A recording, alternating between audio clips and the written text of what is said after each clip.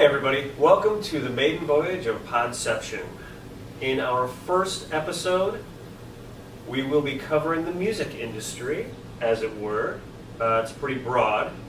I am going to focus on the democratization of the music industry, the recent trends, software, recording, those types of things that have kind of changed the paradigm of the industry.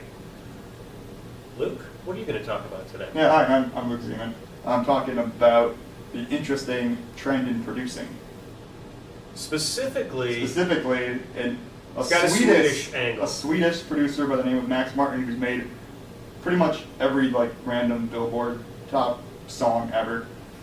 Since 84. Yep. Since 84. Yeah. Doing it since 84. Yeah. And my name is Andrew Kastner, and I will be discussing the digitalization of music in the industry and how it's affected it.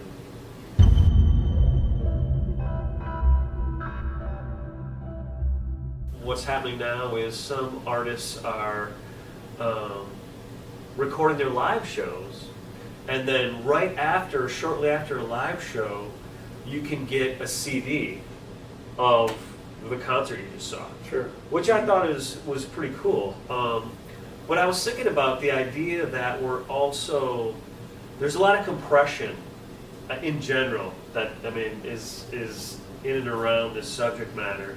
And so it's not just the actual analog to digital that's being compressed, but the time from which something is made to which it can be consumed is also possibly being compressed. Like you can live stream something, Right. too. So that's kind of interesting, and maybe that is a nice place to jump off the compressing of time into your. Oh, yeah. I think a lot of what you just talked about has a lot to do with, the digitalization and what's done in the industry. I mean, some people argue it's really good for the industry and some people argue it's not. Some of the things that, are good is that it allows it to be everywhere fast, which you kind of touched on. Mm-hmm. One thing is it's easy to find new music. True. That's what a lot of people like about it. Right. And there's a lot of stuff you can get for free because someone can say, hey, I heard this song in this band, and then tell you to hop on YouTube, and now Right. you know for free. Right. But like a lot of the things that are bad about it, the sound quality goes way down. You can't hear the complexity of the song. And then, an interesting fact that I found was compression can remove up to 90% of the original recording. It's crazy. And That's crazy. And what are we listening to Right. at that point? And for the artist, they just put all that work into it, depending on what kind of artist it is. Sure. But if it's like a full band or something, they just put all the music into playing all the instruments, anything. All that goes into all of that. Yeah, and then all of a sudden it just gets squashed down and sent out. Right. I hate to shift gears, but I really need to hear about this Swedish guy. Yeah, I can't wait. Yeah. Really. apparently there's this guy, Max Martin, who's been in the business since he's been in it since 1985, but he's been more prominent in 1990s, and he's been crafting songs, big hits, that he does all himself, cuts it, does the music for it, gets the lyrics down, and then he just gives it to an artist like Backstreet Boys, Britney Spears. Well, sells it, but gives it. Insane. But he also then produces it on the back turn too. He'll get their grouping of it, and then Right. he'll be the one who pushes it out. Right.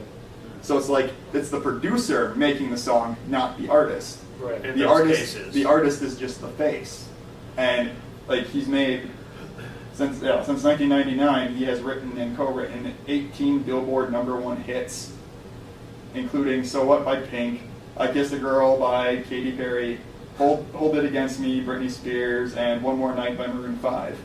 Wow. Okay, at the end of every episode of Podception, we're going to have a nice little fun game where we put a random topic generated by Luke.